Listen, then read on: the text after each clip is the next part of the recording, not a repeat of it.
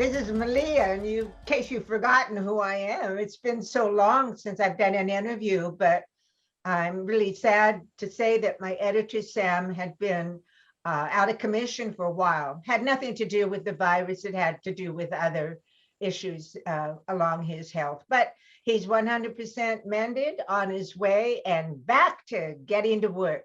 So I've kind of lost my touch, I was in a flow there doing all these interviews, one right after another. So you have to bear with me if I mess up. That's okay. We're going to have a great interview. Now, I lived in Germany for a really long time. And while I was there, it was probably one of the best experiences of my life. And just to be the first woman to have had a martial arts school in Hamburg, Germany, that itself was amazing because, as you all know, Germany is the father country, America is the mother country. And so in Germany, most schools were operated, not most schools, all schools were operated at my time that I lived there by men. So for me, it was a dream to be able to open a school, run it, and pray to God I'd have students.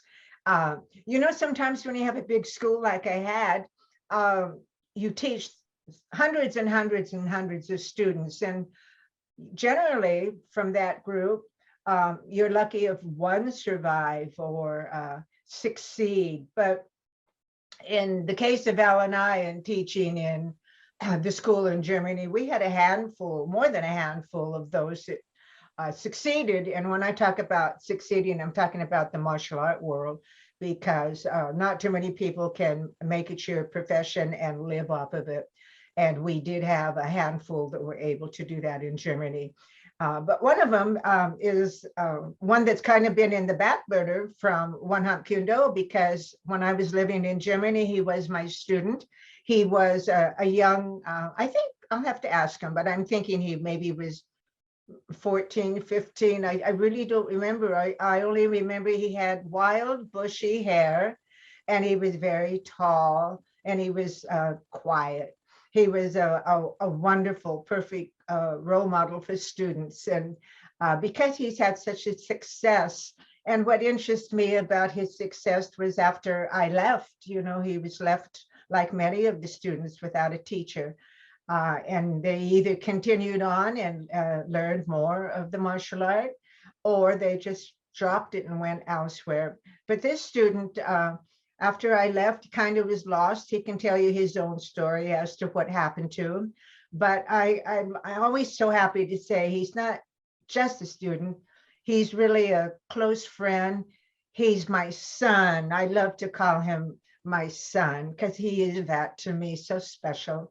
He's such a close friend to my two sons, Mark and Craig, and he's truly part of my family and my heart.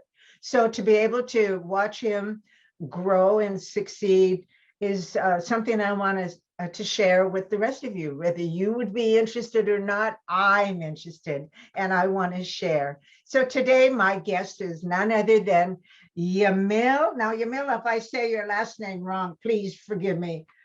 TARKHANI. Hi, JAMIL. Hi, Mom. How you doing? Is that the way you say the last name? TARKHANI is perfect. Really? Yes, it's perfect. JAMIL, with a name like that, that already tells us you're not German. You weren't born in Germany. Where were you born? I'm born in Germany, in Hamburg. By my dad, he came from Tunisia, North Africa. My mom, she was a Hamburg women, and so they come together, and you see what happens. And now we have you. Exactly. Yes, it was always, JAMIL, one thing I always remember about you is that your hair. Oh, I'm yeah. sure we have pictures somewhere of you. With I at this time I looked like Don King in the young version, right? So wild and crazy. Oh yeah, just so really. But I came into your school, Mom, since I was 12 years old. Really? That young? Yeah, I start with 6 years in Taekwondo, and I never forget that. So a good friend of mine, he said, well, Jamil, there is open up a new Kung Fu school in Hamburg, so we have to check it out. And so one day we went into the school, my first step into a totally different world. And I think I was the king of martial art at this time. And so first time I met Mark and he gave me the first hour and I was so shocked because they hit me in the face and they strike me, they give me back fist and stuff like that. And I have no answer on that. I was so frustrated. I remember that since it was yesterday. So when we've been back in the locker room, I told my friend, okay, we have two choices. One is we quit and start playing soccer. The other one is we quit Taekwondo and we come here to learn fighting. Oh my goodness. Yeah, that was amazing. Were you one of the students who lived in the Reeperbahn? Yeah, it was, there was a guy, his name is Afalat. He was living close to that area. So I was, oh man, that was a crazy story because it was the red light district in Hamburg, right? Yeah. So, and even when I told my mom I want to go in a Kung Fu school, since I was 12 years young, and I told her it was in the red light district. Oh my gosh. She said, no way, you have no chance to go to a place like that. No way, never, ever. So that was the hardest fight in my life with my mom, so that she let me go into your school. That was the biggest challenge. Yeah, mothers usually are a tough battle to win. Oh, yeah. Oh, so when you came into the school, did you come in during when the school was already in progress for a while, or had it just opened? No, it was open. So it was open. Yeah, it was open. And I remember, so yeah, Sifu Das is Christian, and yeah, a lot of Shanika and all these people, they come very fresh inside. So they still for a couple months there. And then I came in and I start training. I see. So when you started the school, who were the first students that you did you meet Mark and Craig right away, or? Exactly. So my first contact was to Mark. Mark gave me and my friend the first lesson, the first hour. So I never will forget that. So we come down into the dojo, everything was different. And he started talking about horse stand and glass horse stand and hook kick, side kick, something like that. And I talked to my friend in the locker room. I say, man, it feels like a little bit in a zoo. I mean, I'm a Taekwondo kid, you know, it was very military, very organized. And that was a totally different world. And Mark, at this time, he invited us to come on Friday to a fight class. Yeah. So, and we say, okay, that's the deal. We came on Friday and check out what's going on in here. And that was the nightmare to me because I have no chance, nothing. I can't answer to all these attacked with the hands. And, you know, that was amazing to me. And again, so this to me was a point of no return. So I said, okay, from that time, I want to be a point fighter, not longer a Taekwondo guy. Oh, I know you're very tall. You probably were the tallest student I had. Even at 12 years old, you were. How tall are you today? What did you grow up to be? I think I'm a little taller than, no, I'm a little smaller than Michael Jordan, but it's the same. It's one, yep. I don't really remember seeing too many tall martial artists. Yeah, you think the crazy thing is that even if you be tall like me, you lose your flexibility. Most of these people, they are not this flexibility, right? But so this is a gift. I think we all have a plan in here on that planet Earth. So, and that was my talent. So I was very flexible and I can move very fast and I use the range, you know, so that is a gift to me. Yeah. Did you feel comfortable in Kung Fu since you were Taekwondo already? Yeah, so even when I start coming into your school, that was to me much more than just a martial arts system, because I feel in the family. So at this time, I remember so many kids from so many different places come together, from Morocco, from the Cape Verde Islands, from Greek, from Spain, from Italy. So many kids come together, and it feels like a family from the first step, Yes. from the first point. It feels like home, you know.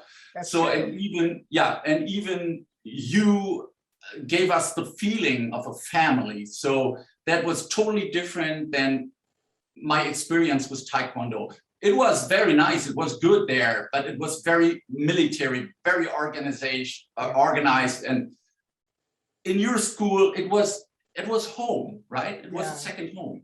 Well, anybody who knows me knows I'm just free flow. I go with life, whatever I'm presented with. And I'm a mother, so naturally, when I started having so many students, you became like a family to me, because for that hour, 2 hours every day that you came to work out with me, you were my responsibility. And I felt responsible that you would learn and not get in trouble and be safe. And motherly instinct came out. Even though it was a martial arts school, I still looked at, all of you were my children. It was fun. You guys gave me a big headache. I can always remember, I think it was Christian, maybe not Christian, but you know me, I learned to speak German, but I didn't learn to speak German proper. I learned from the street or whoever could teach me German. And I always remember I could be busy in my office in the evening time, working, and be a little knock on the door. And the students would come in and they'd say, Sable, would you talk German to us? We want to have a good laugh. And I thought, oh, what an insult. And they said, no, we don't mean it that way. It's just so funny to hear you speak German. And then I started thinking about it. How many foreign people come to our country, America, and they try to speak English? And we also chuckle about them, but not because we're making fun of them. It's because the way they interpret the language, it comes out strange. So I will never forget how I used to put a smile on everybody's face when I start to speak the language. I learned to speak the language, what little I could speak, because of rudeness. There were a lot of rude happenings to me because I couldn't speak German. And some of the older German people, I always remember the post office. I could never say what I wanted, and they used to get mad and push me out of the way and go forward. And I said, I'll not have that. And so I wanted to learn how to say things. And I remember a student I had named Maria. Her name was Maria. I have so many Marias. She began teaching me how to speak German. So that was an adventure in itself. But Jamil, you went through a lot of hard training. I know you never really were a form person. You always cared about fighting. The forms were not your thing, but you still learned them. You still did them. And to this day, I keep thinking I'm going to teach you a form and you're going to do it in competition and take first place. Oh my gosh. You're going to do that.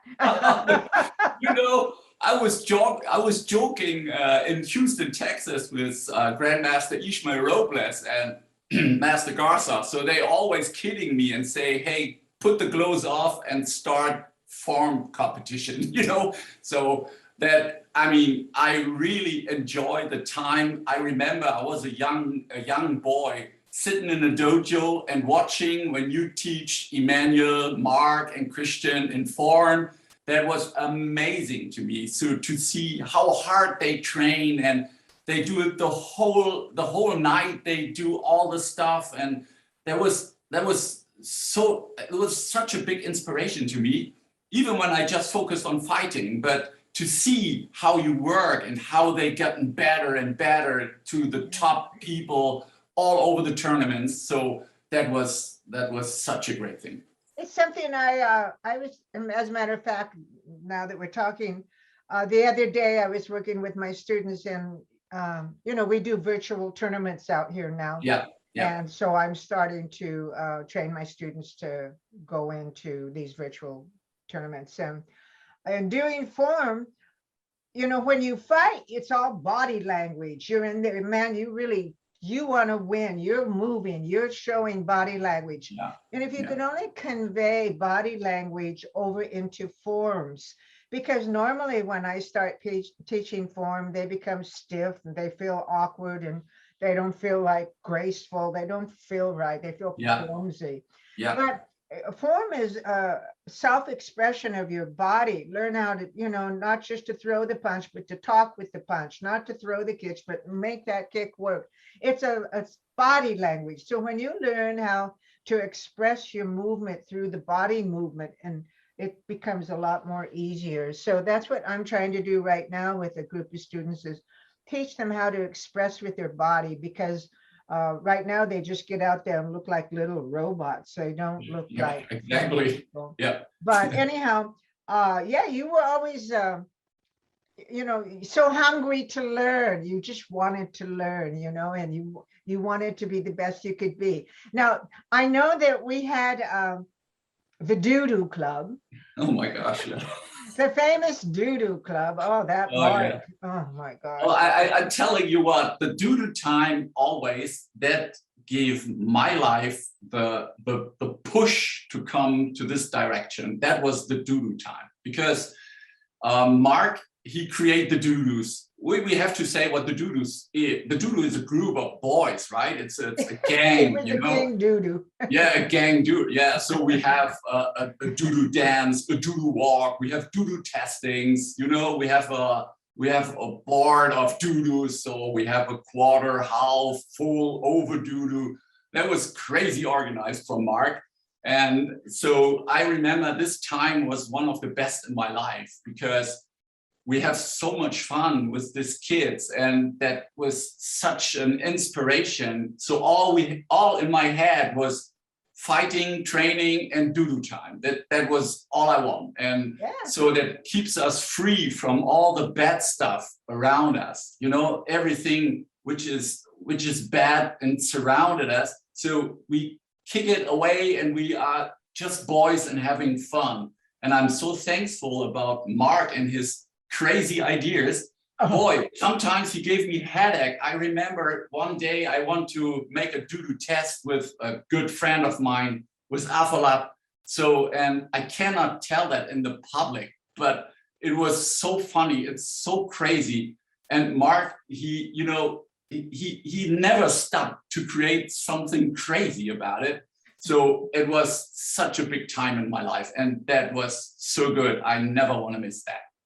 No, you know, it was a privilege to belong to the doo-doo club. You know, Mark and Emmanuel, I think they were the first two doo-doos. Yeah. We had no anticipation of turning this into our doo-doo club, but then people started hearing doo-doo, what's the doo-doo? And it became where everybody wanted to belong to the doo-doo club, but they were selective. Not everybody belonged to the doo-doo club at all, you know. Exactly. And I know you had initiation. What was your initiation? I think I was a half doo-doo. I bring it up to the half doo-doo. Yeah, and then Mark, he wants to, I think he spent a long time, couple months in Taiwan. I think I remember he go to Taiwan, and then comes a little break in it, and he comes back. But after you leave, so you know, it crashed a little bit. So, but the time before, it was phenomenal. It was so amazing. All the years that I was in Hamburg, Germany, and with Silasstrasse is famous. Everybody have trained in Silasstrasse, that was amazing to have been part of Silasstrasse. But you know, you just now mentioned somebody that also has always been really close to my heart, and that's Afalat. Whatever happened to him? Well, I saw Afalat a couple of years, and he had I think he hosted a restaurant, a little one. And he's doing good. His family is okay, but I think one of his kids started martial art. I'm not pretty sure, but I think in Emmanuel school. But then he stopped it for a while, and I lose a little bit the contact. But I try to contact him again and come back in a good relation. He was one of the most. He was so humble, and nice. His wife and. Yep. And did he ever have an amazing restaurant? His food, oh my gosh, to die for. Oh yeah. Amazing cook. But anyhow, I hope one day to be able to come in contact with Athalad again because he's a fond memory. You remember we have a couple of very nice kids in that doodoo group. So one of them, he was a little bigger as a kid. We call him Chasubao. You remember Oh, that? yeah, Chasubao. Yes. Exactly. What So happened we to call, Chasubao? exactly. We call him Chasubao. And there's a funny story. Many years later, I compete with my team on the US Open. And there was, I think there was a little show from Discovery, whatever. So they interviewed me. And the guy, an American guy, he asked me, "What is that on your arm? What does that mean, Chasubao?" And I tried to explain what it means because we start under the name the Chasubaos. You know? I forgot about Chasubao. Yeah. Yeah, Chasubao. Yeah. Well, you know, our school, Silerstrasse, was in, I mean, it's hard to explain to people how it was located. My school was right in smack dab in the middle of red light district, you know, and I think if somebody had a school here in America that was in red light district, probably their parents wouldn't let them go. Exactly. But you know, when we lived in Germany for all those years, I never felt unsafe. And I remember Mark and Craig, they used to have a discotheque for teenagers, and it was, I don't know, up until midnight or something. I don't remember the hours, but it were hours that in our country we would not let our kids be gallivanting around on bus or train. But I used to let Mark and Craig go on it, not with me, and let them go by themselves. I just felt really comfortable. Is it still that feeling there where you feel comfortable out and about? Yeah, you're totally right. It's a different lifestyle in Europe, especially in Germany at this time. So even when I remember, especially Craig, he was tall also. He looks very nice all the time. And so even when we go outside, so the people, they always give us respect and they don't push us or something like that. So you're right. You're totally right. It was a really safe community, and I miss that today for the young people, because even when you see they grew up in a very dangerous situation. Sometimes you can't do it like you did with Mark and Craig. So right now it's totally dangerous to do it because all these drug stuff, and they have no respect for each other, and sometimes they totally out of control. So I see that it's changed a lot. It changed a lot. Jamil, do you happen to know whatever happened to Silerstrasse School after I left? What did it become? After you left, I'm gone because I'm finished my contact and I go my own way. But my heart always is in Silerstrasse, and I watch that and I see there is a couple months and then they shut it down, and different business, different location goes inside. It was such an ideal school, so big because it used to be a bowling alley. Yeah, exactly. So, but it was cool. I loved it. You know, when I left, because sometimes the woman has a different touch, a different flair, a different teaching, everything different. So I always, to this day, I always joke with Al, and I tell Al, had I known you were not going to stay in Hamburg, Germany, and keep our school running, I would never have left. I would have stayed, and you could have left. I would have stayed in Germany because I had such a fondness for my business, for my students, for my friends, and for Germany itself. I loved Hamburg. It was a great place for me. But I'm always sad to this day that I left, and then Al left and the school closed. I would have stayed.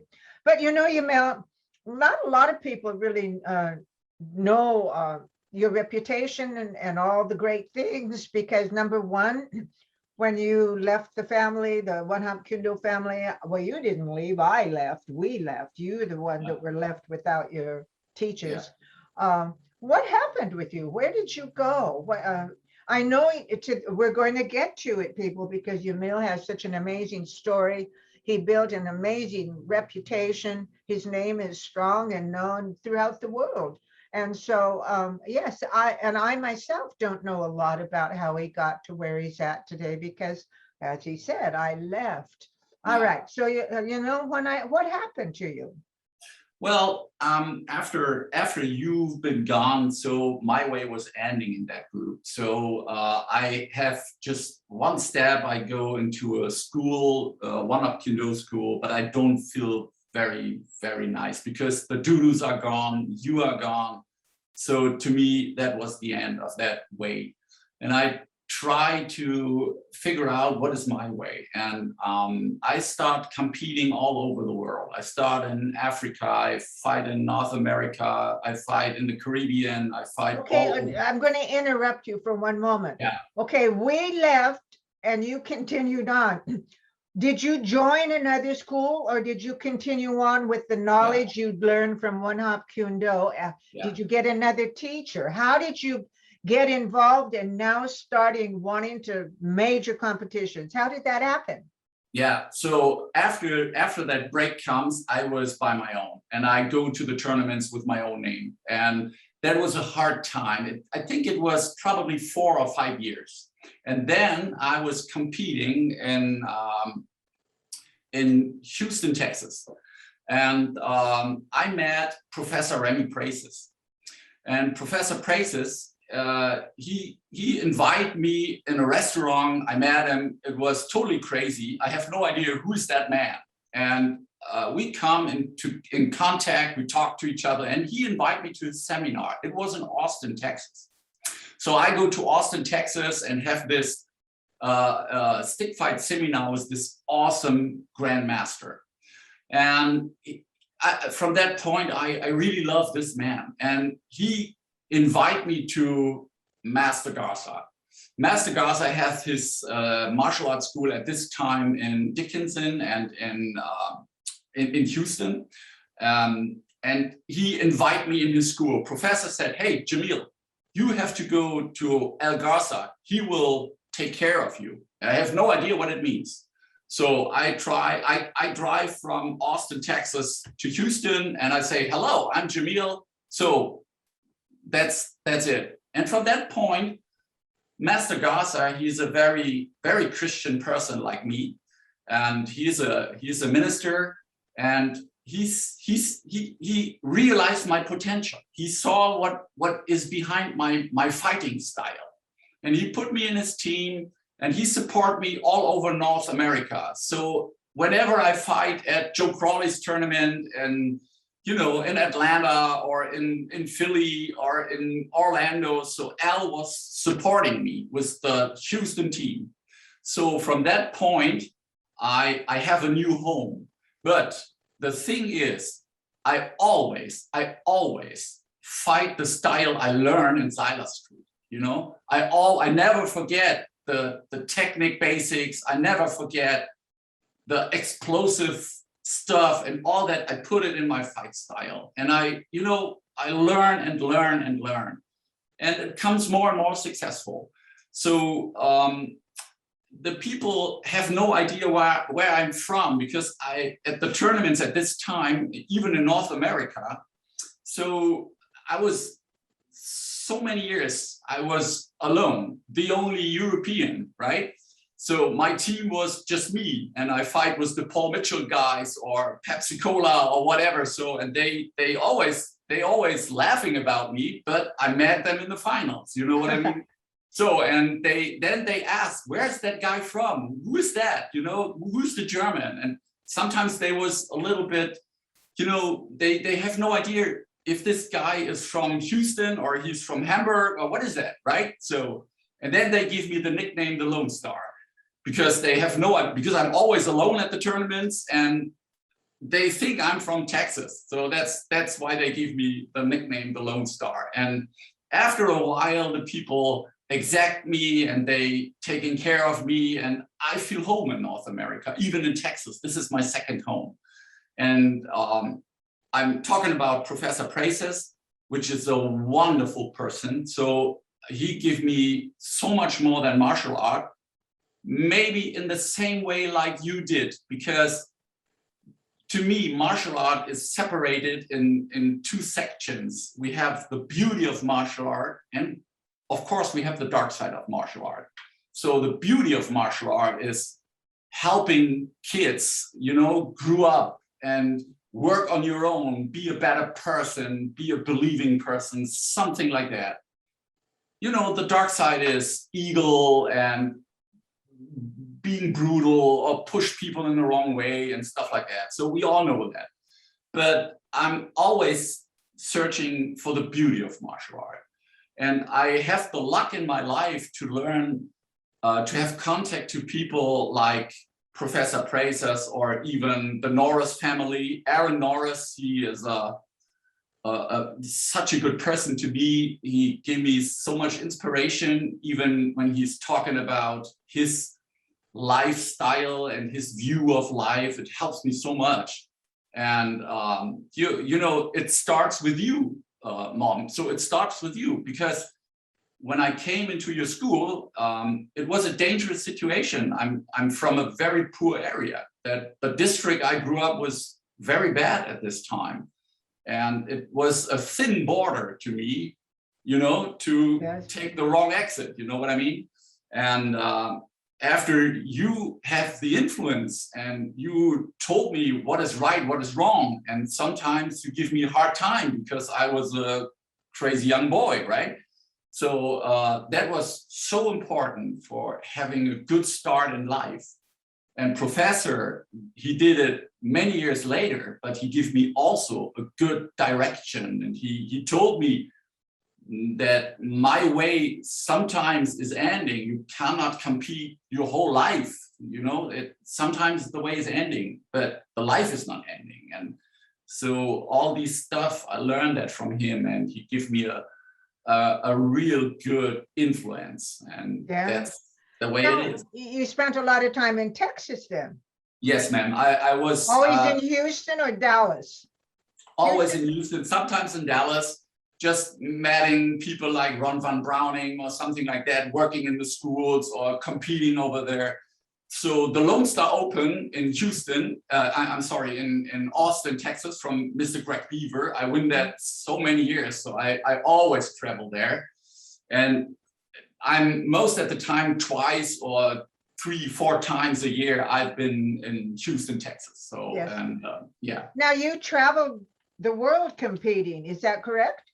Yes. Yeah, so so most at the time I go to Houston from the George Bush Airport and then prepare for the tournaments, for the 5-star tournaments. And from Houston, I go to Orlando or I go to the Rocky Mountain Championship, whatever, you know. Yeah, it was very fortunate for you, because a lot of people who live in Europe only fight European competition, but you were able to fight America and the other parts of the world. What is your most memorable tournament?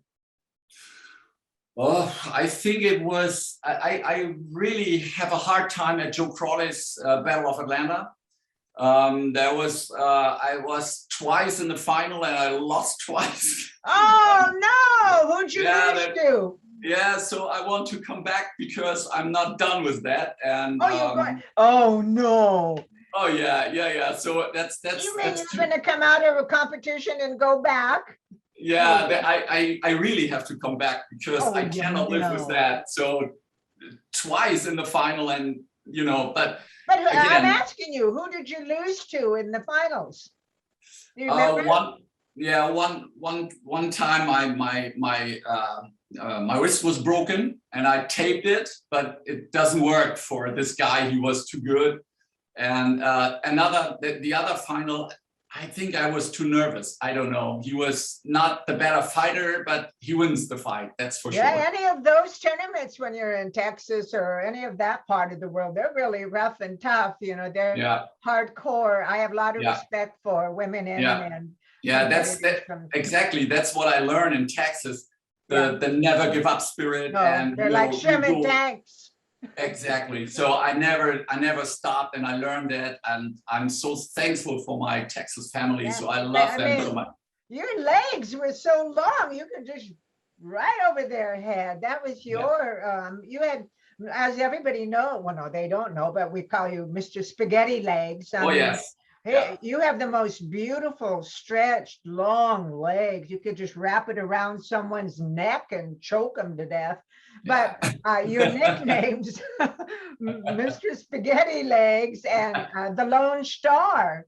Yeah. That's cool. Yeah. Not I too tell many, you. not too many people get to, especially coming from a foreign land, become close with the Norris family. So for you to be able to have contact for Chuck and Aaron and the family and the wife and this and that, that's all very special Yeah. for you. Now, are you still friends with any of the students in Hamburg from the One Hop Kyoto division? Oh, yeah. You remember Mario Eisman? Mario? Yeah, yeah.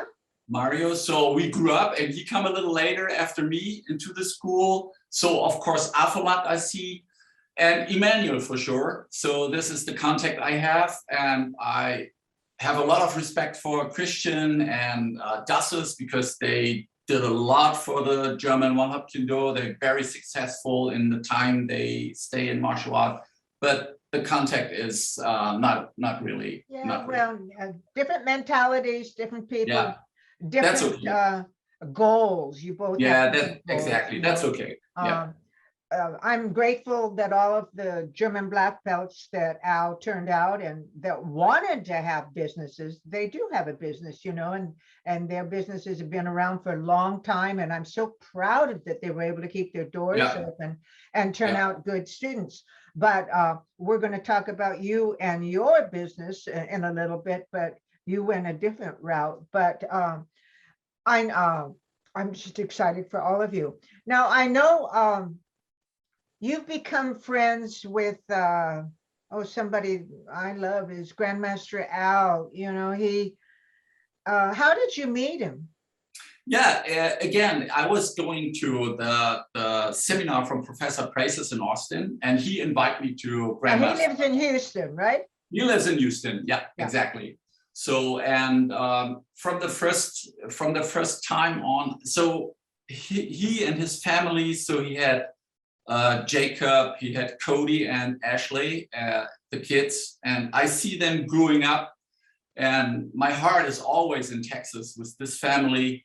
He invited me to all these big hats in Texas. I mean, Troy Dorsey and Ishmael Robles, all these Ron Von Browning and all these big hats around. And I love this family. And Algarza, to me, it's much more than a martial art teacher. He's a mentor. He's a person who guides me a little bit, and sometimes he showed me from his view, and he's a very strong believing person. So we have the same church, we have the same goals in life. So we try to practice the beauty of martial art, and that's my target all the time. And he's a role model for me Oh to yeah, for handle many, life. many people. He's a Yeah, role to model. many people. So he's very, very humble, very selfless. He's an unbelievable person. And I remember when I think it was Hurricane Ike, he was damaged everything in Galveston, in Houston. I saw a picture, Al Garza sitting in his living room, and the water was like on his chest. So it was a nightmare. And everything in his head is helping other people. That is so amazing. Wow. Yeah, that shows the character of this person, right? So he's very amazing. I'll never forget because it was my first time to meet him, and you told me, "Well, Grandmaster Al's coming," and I said, "Why is Al coming?" Because I'm thinking of Al DeCascos. Yes. But this was not Al DeCascos, and so I'm going, Yamil, why is Al coming? You never answered me, and I thought Yamil must think I'm crazy or something. But and so when I realized it wasn't Al DeCascos, oh, it's not Al DeCascos. But Grandmaster Al, he trained in my seminar, and I was so amazed because he's strong. I don't care if we get older or whatever. When you have it, you have it. And he really gave it his all. He kept up with the young ones, and he had a smile on his face, and you could tell he was straight out of Texas. Nobody was going to put him down. He's going to do this. And he was amazing. And not only that, you know, I just really love the fact that he's a man of God. And it's, what's interesting to me is God seems to send me a lot of students that are children of God. They are, so I never know, but when they come and we start talking, they're all Christians, go to church, children of God, have faith, believe, you know, and that is amazing how God seems to influence me with others. And when I met Grandmaster Al, you know, he would always little sermons and preach to us, and whenever we had a break time, and his words. And I still follow him today on Facebook and read everything he has to say. But it's not the same as being able to be with him and have him look you in the face and tell you, you better be good. You're right. And I love him dearly. And so I'm hoping that, you know, in the times as they are now, things will change eventually, and we can all meet up again and be one big happy family. You know, I want to go back to talking about you now. We know you're a successful. Let me interrupt you for a second. So you remember the crazy thing is I was being in Las Vegas talking to Aaron Norris. Yes. And Aaron, he said, oh, you stay in contact also to Malia. And I said, yeah, she's my teacher. And you remember the Sidekick movie? You've been in that movie. Al is in that movie. Grandmaster Robles is in that movie. And Aaron is doing, I think he was the producer or something like that. Isn't it crazy? Didn't look at it that way, but that's true. Yeah, is it crazy? So, and he's talking to me and saying, oh, you have a famous teacher. You always have famous teachers. I say, oh, wow, yeah, I'm blessed. I'll be darned. That's what it's crazy, right? Yeah. You know, I don't even have this movie Sidekick. I keep saying I can go online and watch it, but I don't think I've seen it in its entirety. But that was a lot of fun. But anyhow, Jamil, going back to Germany. Now, when you were a young man and trying to decide what am I going to do with my life as far as survival, what did you want to do with your life? Did you think you wanted to be a martial art teacher, or were you a businessman? Yeah, you know, I remember a very crazy situation with Emmanuel, Mark, and me. We sitting in the movie theater. You remember the movie theater on the other side of the Reeperbahn? I think it's Oasis or something like that. Yes. So we've been sitting in that theater and watching a Jackie Chan movie. And Mark said at this time, one day you guys see me on the screen. I want to be an actor. And I said, yeah, Mark, it's okay. Emmanuel said, oh, one day you will see me also on the screen. I want to be also an actor. And I say, you will see me one day as a world champion kickboxer. So that was the decision. Everything happened. I think it's just amazing that you never really went into the motion picture world. You would have been amazing. To this day, I still think you'd be a great star.